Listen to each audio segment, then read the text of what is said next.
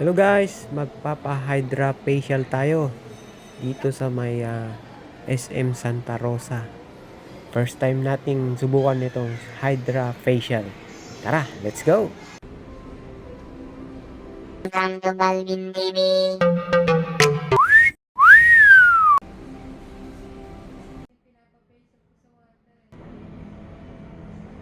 Ayan guys. Yes. Hihiga tayo. Ayun, nakahubad ako. Wait lang, tatanggal tayo ng shoes.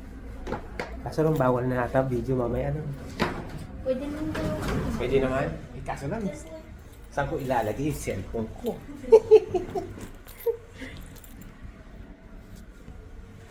Ayan, kinumutan na ako ni ate. Ayan. So, ayan.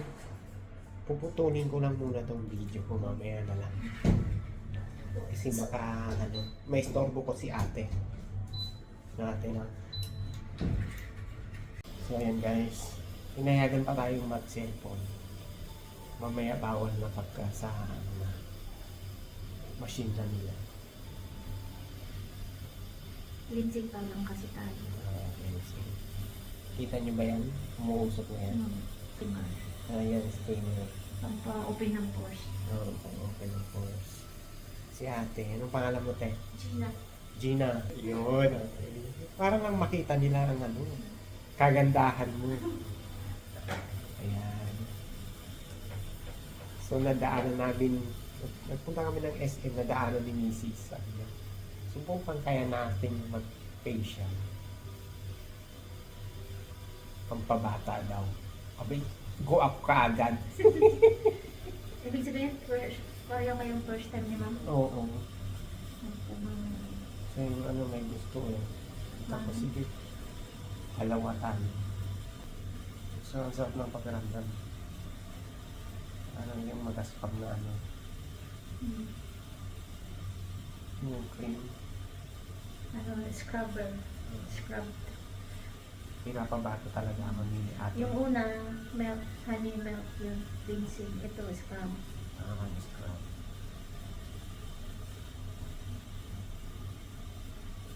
Parang mauulit to.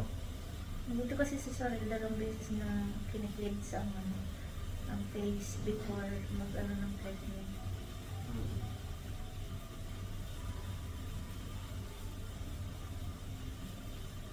Saka mabango Bago yan, scrub.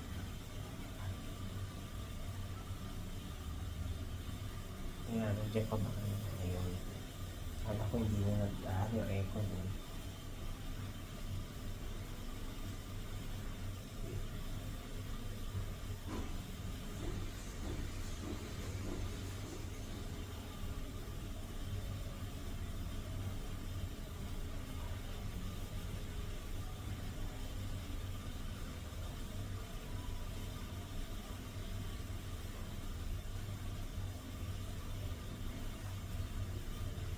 Ang problema ko talaga yung aking ito, eyebags. Baka madali yan.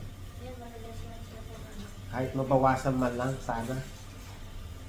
Kahit hindi mawala, mabawasan lang, mataba na eh.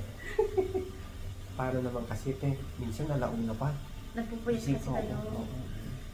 Pag kasi naging puyat, eyebags talaga hindi maiiwasan. Mm.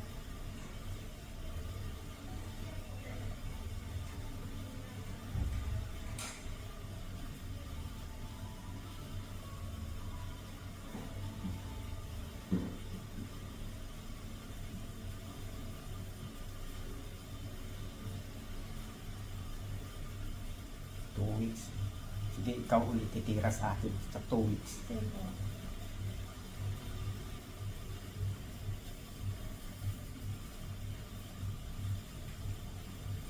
Dalawang beses na 2 weeks. And then Oo. month na. Pwede ka na mag-month.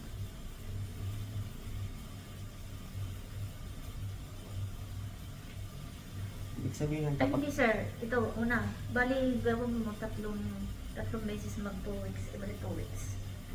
Kasi ang interval talaga ng facial, every 2 weeks. Kung gusto mo, mabilis na makita yung Resulta. Mm. Pwede. Kasi yan ang punan natin eh. Mm. Yung face. Yes.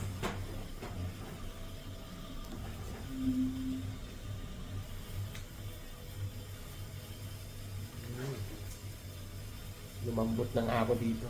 After niya, vacuum na tayo. Vacuum. Vacuum na yung Magmamasin ka ulit. ah, Napatayin ko ulit. scrubber tayo. Mga tanggal ng mga dead skin. Tapos yung at the same time, yung ibang whiteheads na nasa babaw na natatanggal din siya. Nasa sana. Yung mga ano na yan whiteheads ko yan. Hmm.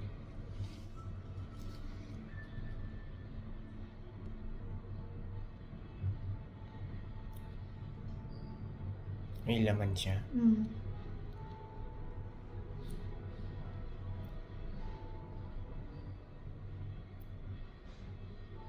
Actually, unti-unti lang natin kasi nanggigilid na yung luha mo eh.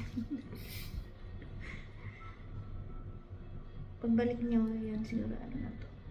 Kasi parang medyo masasanay mo na yung ano, yung ilong natin eh masyadong pursahin. Kasi first time, kung mga virgin pa yung ano nyo sa sa facial. Kinasana yun na. Kung nasanay na yan, maghahanap naman yung ano mo sa pag-break. Mga ngatiyan kasi sir eh, yung nasanay yun na nililinis na yung ilong nyo. Kapag alam na lang nyo na mayroon ng mga whiteheads, mga ngatiyan eh. Parang gusto niyo palinis ulit. Oo, ganun.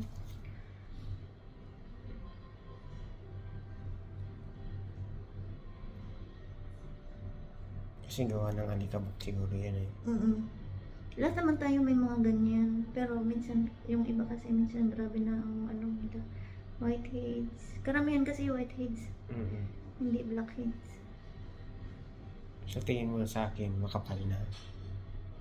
Hindi naman. Hindi pa masyado. Yung iba, sobrang kapal eh. Hindi mo may nana pa no? Tinitiris nyo din yun, may nana? Yung ibang whiteheads nila, parang nana na yung ano sila, hindi siya dry. Parang ano, mabasa yung whiteheads nila. Iba-iba kasi yung whiteheads, mayroong parang matigas.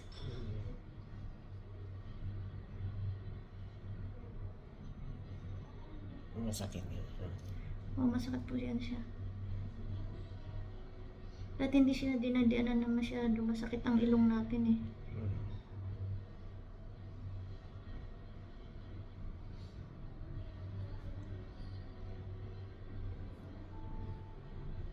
So ayan na nga guys, naglagay siya ng cream sa face ko. Binabad niya. So yun yung ginagamit niya machine. At saka yan. Yan. Kasi ang problema ng face ko eh, yung aking eye bags nalalaki na. Tapos syempre, tumatanda tayo kaya kailangan natin to. Kaya tayo nagpa-facial. Sana mas babata pa tayo, di ba? Lahat naman tayo gusto bumata pa. Ayun.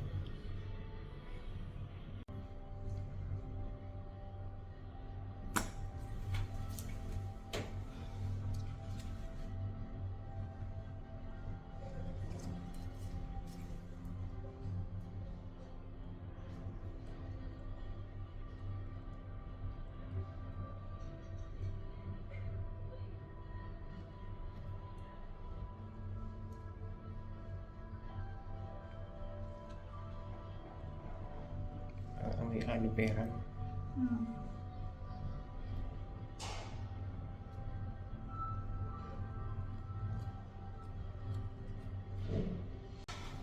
So, magpiditi tayo sa Okay, sige. piditi yung antibacteria. Antibacterial. So, tatakpan ko yung Mata ko? mata mo kasi Okay lang. dry sige. Jason. Okay, okay. Like,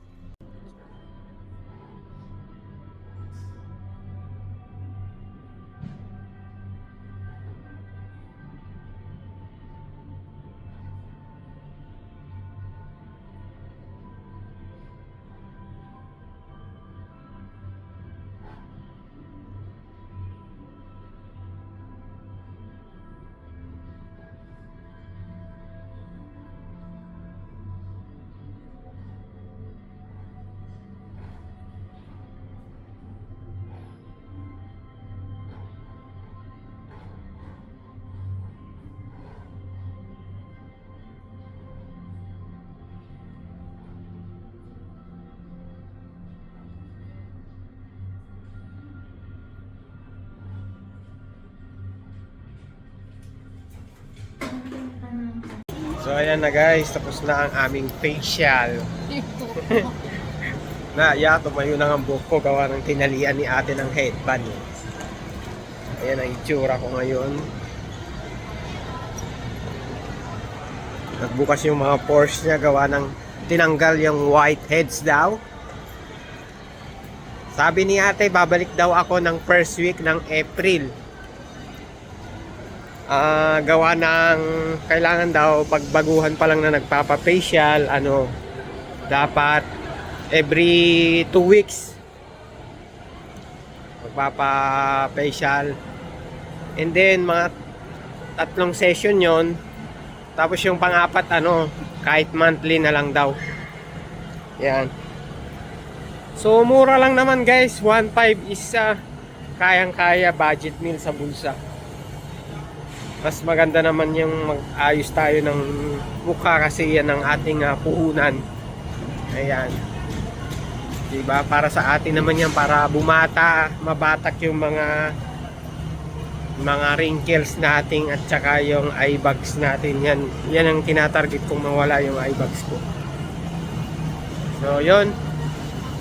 I-update ko kayo kung ano magiging outcome nitong pagpe-facial natin.